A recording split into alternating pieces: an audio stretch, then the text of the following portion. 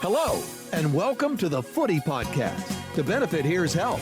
Here's Help is a nonprofit comprehensive rehabilitation and educational agency that's been providing treatment services in South Florida since 1968.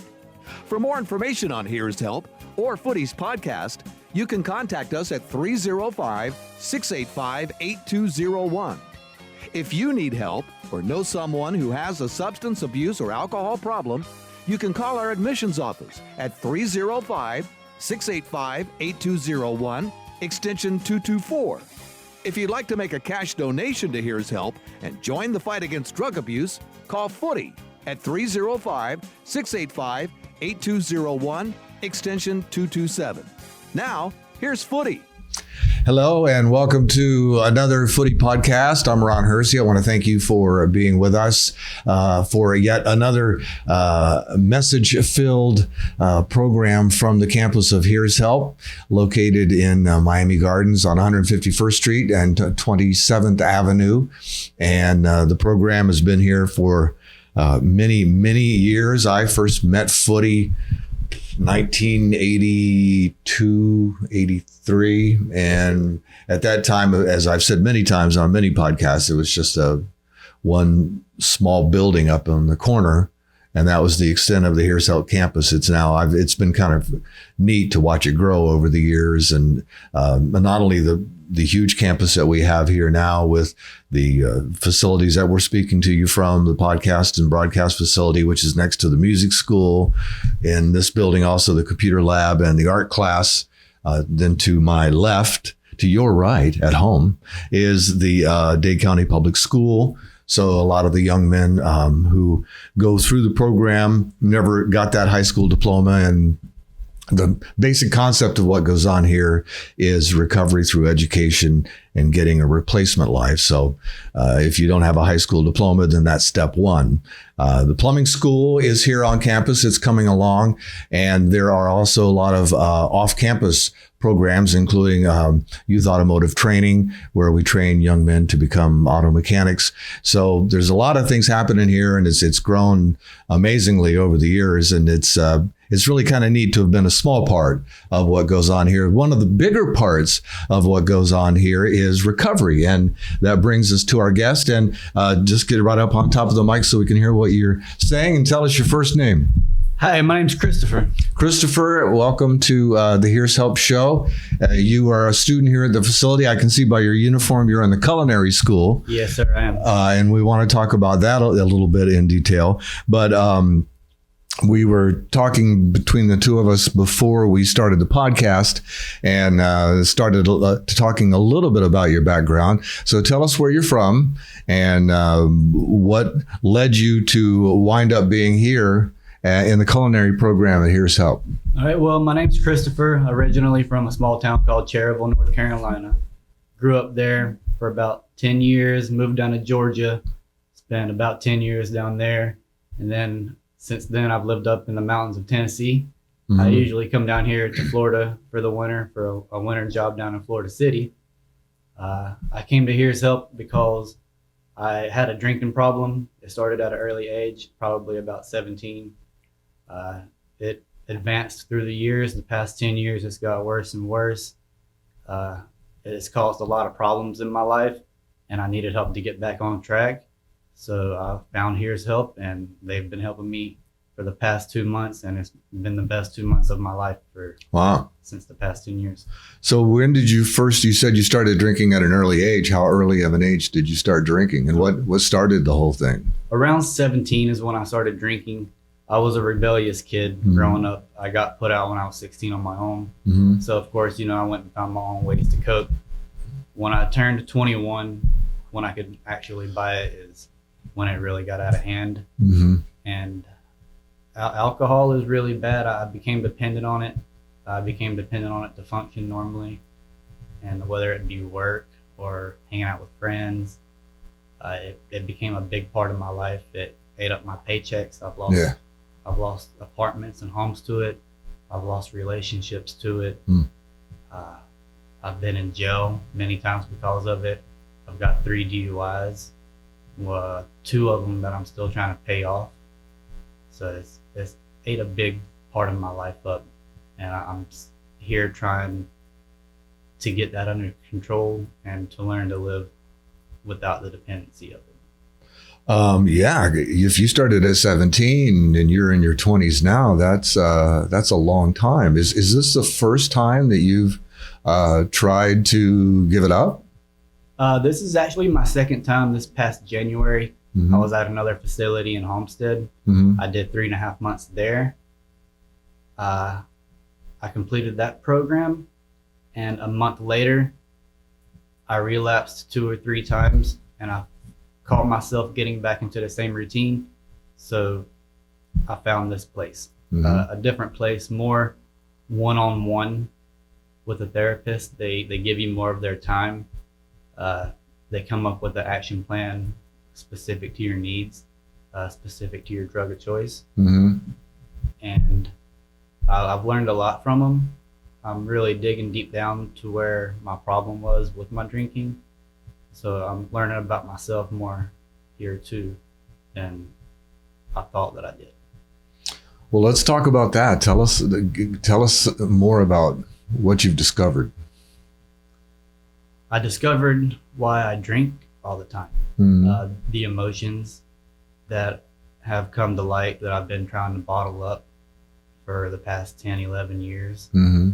I actually have a journal now that I keep Mm-hmm. writing my feelings and moods. Mm-hmm. Helps me understand why I feel this way or that way about certain things that I didn't understand when I was drinking, because it just clouded everything. That, it's interesting. We talk to a lot of young men who go through the program here, and we don't. Alcohol usually is not at the top of the list. We get a lot of course, opioids, a lot of Xanax, and a lot of weed. I think. And did you ever have any desire to experiment with any other substances in the since you started drinking? Unfortunately, alcohol can make you absolutely make bad decisions. Mm-hmm. I've experimented with multiple drugs Mm-hmm. throughout the years, but for some reason I just kept coming back to alcohol, and I'm guessing because it was readily available. Mm-hmm. You don't have to jump through hoops. You can just go around to a corner store and get it, and Mm-hmm. within a couple minutes to an hour, Right, oblivion. yeah, pretty much. Right. Well, that's quite a story. Now, you said that you actually found Here's Help yourself. You had gone to another facility earlier in the year and found yourself having issues again. Usually, a lot of the young men who are here either come in by way of Marchman, or a judge sends them here, or usually there's not a lot of volunteer people who come in. We do have a few, but they're really, when we first talk to them, sometimes we talk to them, they've only been here a week. They're not real happy. It's not a real happy time in their life. And then we catch up with them after they've been here for a while, and you can see that their attitude is starting to change, and they're starting to see, some changes in themselves. And I'm just wondering if, because you had wanted to come into the program as opposed to being sent here, did you feel like a sense of relief when you first came in, or did you also feel like, I just got to, what we call fake it to make it. I'll just go in, just tell the counselors what they want to hear, and then go on back to my use? Yes and no. It's definitely a change of environment. Mm-hmm. The way Here's Help is set up on, you have a structure, you have a schedule. Mm-hmm. And a schedule for me is what helps me out, because if I don't have a schedule, then who knows what I'm just going to go out and do. Mm-hmm. So having a specific time to where I do stuff really helps me out a lot. And I was always told, especially from my parents, that if you don't want it, then it's not going to help. There's probably a lot of people in here that don't want it, but they're just here. But I want it. Mm-hmm. So I'm trying. Well, the good news is, and there's a lot of, I'm sure you've probably already heard this from your counselors, and I want to talk to you about your counselors. So help me remember to ask you about that. You're young, and that's always a very positive factor when it comes to dealing with substance abuse issues.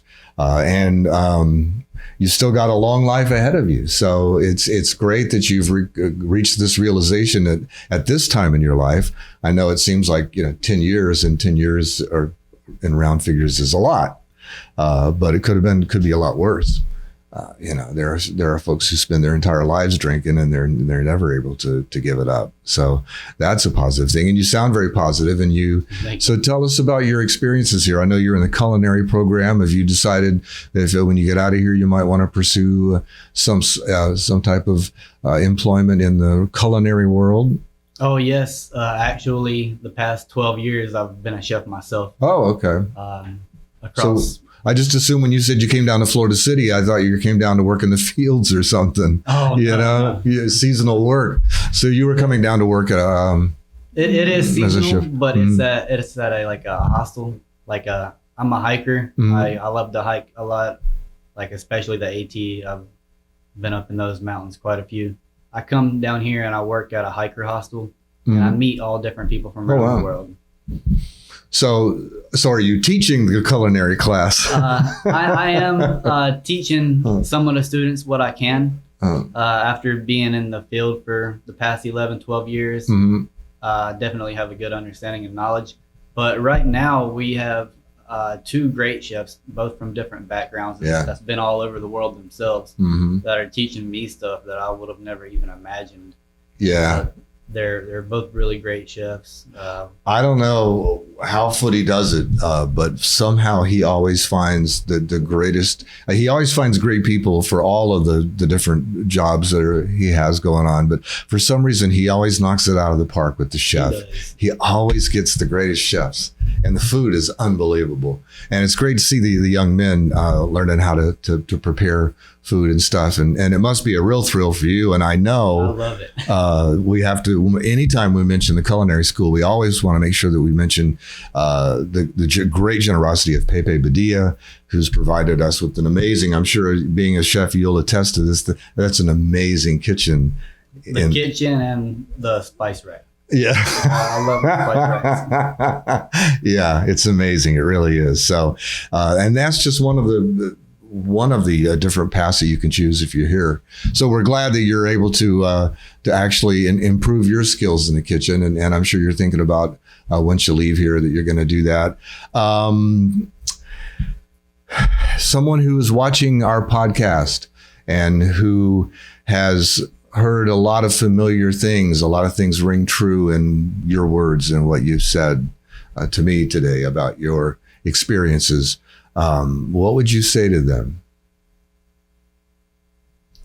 You only fail if you give up. Don't give up and just keep trying, and you can make it, but you gotta want it. Owen, thank you for being with us here on the Here's Help show, and congratulate you on checking yourself in.